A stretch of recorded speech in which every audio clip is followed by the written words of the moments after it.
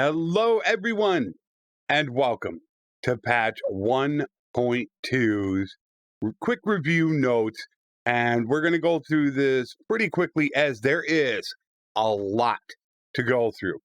First of all, we're just going to run through the crashes. There is a ton. Here they are. Way too many even to think about counting. So they fixed a ton of stuff that needed to get done. Improve some performance, optimization, a bug that caused frames to drop on the managed screen, save and load, improved various localizations, and there is a new art for the battle terrains. Here is the map containing some of them, in which you can see the locations. Campaign map, they now have weather. Both rain and snow can now appear on the campaign map, as well as missions, depending on the season, and they do affect the battle. Wet, snowy grounds decrease mounted infantry and cavalry speed bonus components of a party by 30%. Wet, snowy grounds double the siege preparation time. Mission effects. The wet, snowy grounds decrease the max speed of mount troops and mount acceleration by 15%. And active rain and snowing decreases projectile speed of arrows and bolts by 20%, causing them to do less. So not only does it affect it on the campaign map, but it also affects it if you're inside the battle. UI changes, income expense tooltip. I'm assuming that this is going to be to try to stop people that get a lot of fiefs. You can go ahead and just hover over it and it will give you a rundown of each different type. But if you hold Alt, it will still show it more detailed. Marriage offer added a new pop-up that includes the details about the potential bride and groom. That is amazing. With the fog of war, you had no idea who you were marrying. I want to know who it is. I want to know if it's somebody that I want. So thankfully that has been added. The crafting system added a new hero selection pop-up, controller hint, and various bug-related hotkeys. Then once again, we can see a ton of fixes that are going on, and the list is massive. So I'm not going to run through all of them, but there are a couple of them that could play a key role in certain areas, which I will be testing in my live stream. Battles and sieges. Now, they introduced formation targeting.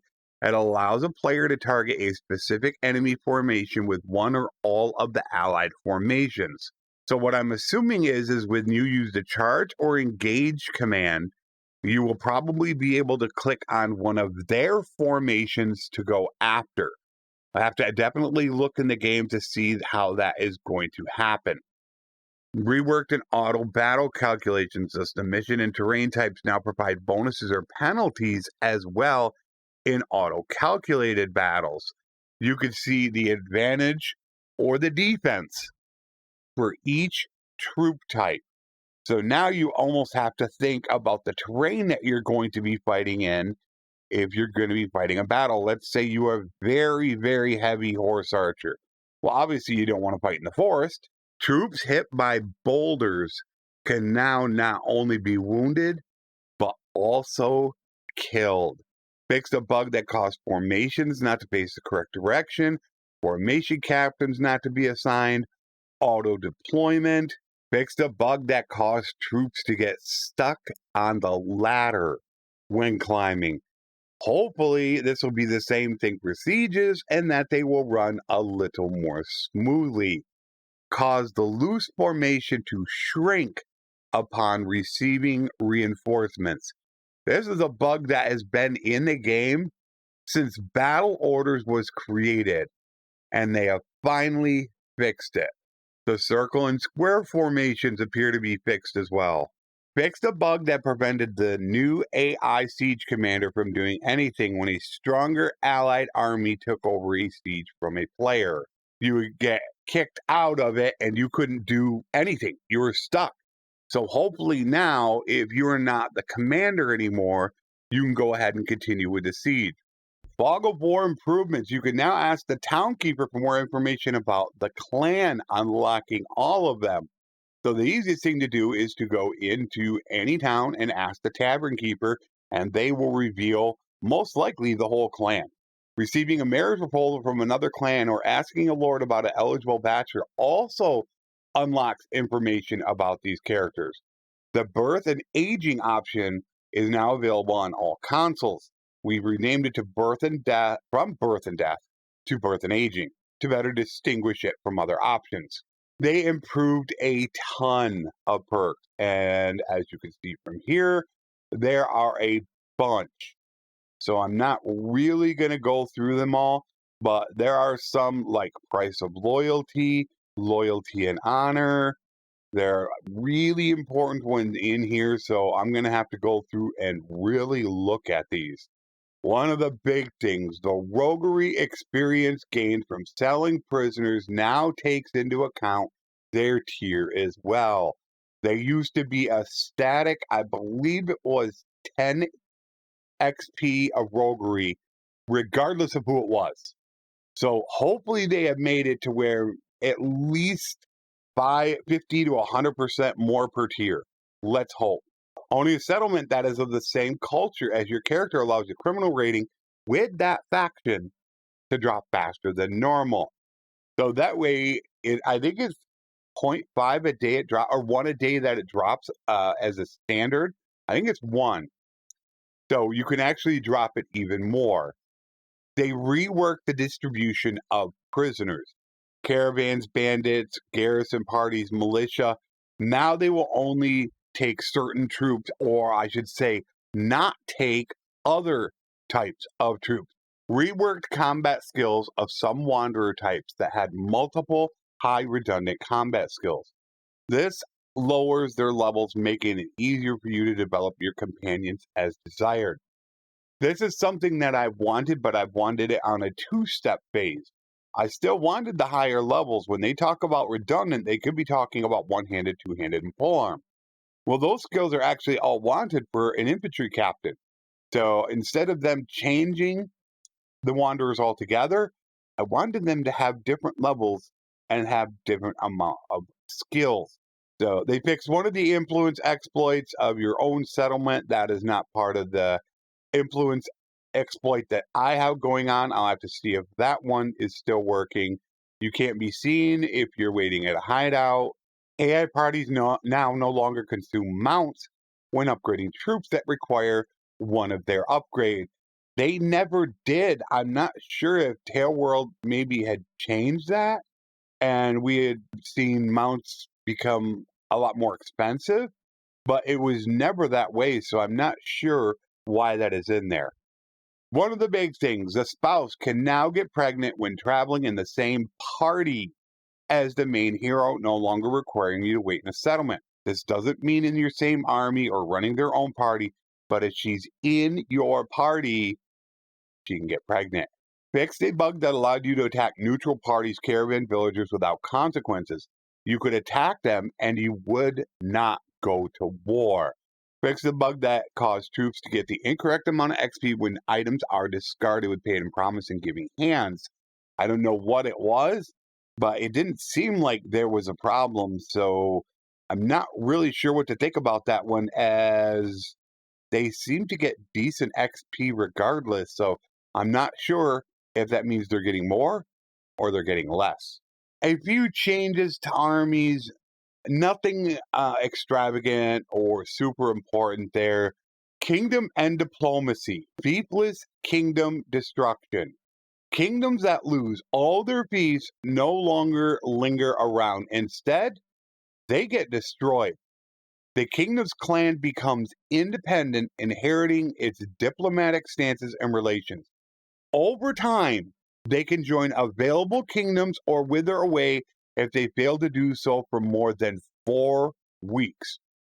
So what it sounds like is that after you take all of their fiefs, if after 4 weeks they haven't been able to take a fief back, then they can join another kingdom or go away.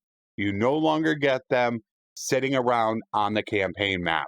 Fixed a bug that caused a negative relation change with a friendly noble after rescuing them from the enemy. That's where you would get that massive -1 million. so that is supposedly fixed. Economy warehouses. This feature expands upon the existing workshop mechanics and seeks to provide a new trade gameplay loop. You can now put stuff in your shops, just like how you can with the workshop mod. So you can put those items in there, and that way it'll make it easier to supply them. I don't think this is going to fix the problem with workshops at all, but I hope it's going to help out in some way. It's going to be interesting to test to see how that will affect them. There have been changes to the crafting menu. Now, instead of there being certain parameters or number, there are going to be 5 different modifiers, such as poor, common, fine, masterwork, and legendary. These prefixes are based off of these and can be differed, varied on the base type of the weapon. For example, a rusted sword or a dented axe. The more the skill outweighs the difficulty, the higher likelihood there is to craft it with a better modifier. So if you're creating something very simple, you will stand a high chance of making a fine masterwork or legendary. Fix a bug that caused crafted items to lose their modifier when loading a save.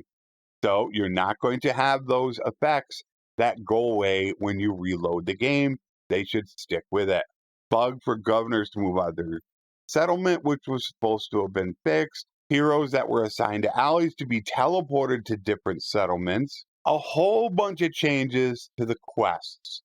As you can see, there are way too many to go through, but quite a few of them have been changed. So yeah, this would take quite a long time to actually run through, but I do highly recommend that you check it out because there are some important ones, such as the Lord Need Horses. One of the best quests I say you can do, it sounds like you can actually just go to the town and give them to the garrison, kind of how you do when you collect taxes. Little bit of conversation encounters, nothing super important. Other as well, nothing great sitting in there. Then you have some multiplayer changes, couple crashes, some art, some audio, keyboard binds, animations, pushable siege ladders. Siege ladders can now be pushed back, even with the agents climbing on them. Rework the melee combat AI. This one is a little bit weird, as now the AI is going to try to act differently in certain situations. This is going to be really cool to see if they actually got this right. It could change the way that the AI acts. A couple little changes to PS5, PS4. They added 15 cheats for console. So you're getting some, but you're not getting the whole menu. It was a big patch. They didn't offer anything huge, but for something that is out of early access, they did do a lot. I'm actually quite excited about the fact of a couple things being in there, such as the fact that now kingdoms can actually go away. I did hear some rumblings about people not liking that, but let's hope that it's going to be much better. So I am going to be streaming this for the next 2 days, testing it out, and then we will see about the workshop and the caravans to see how they're doing. I will see you guys soon, and stay tuned for my first impressions and final impressions video, which will show you my entire live stream in 3 to 5 minutes, so you can catch up on everything. Until next time, my friends, take care, and thanks for watching.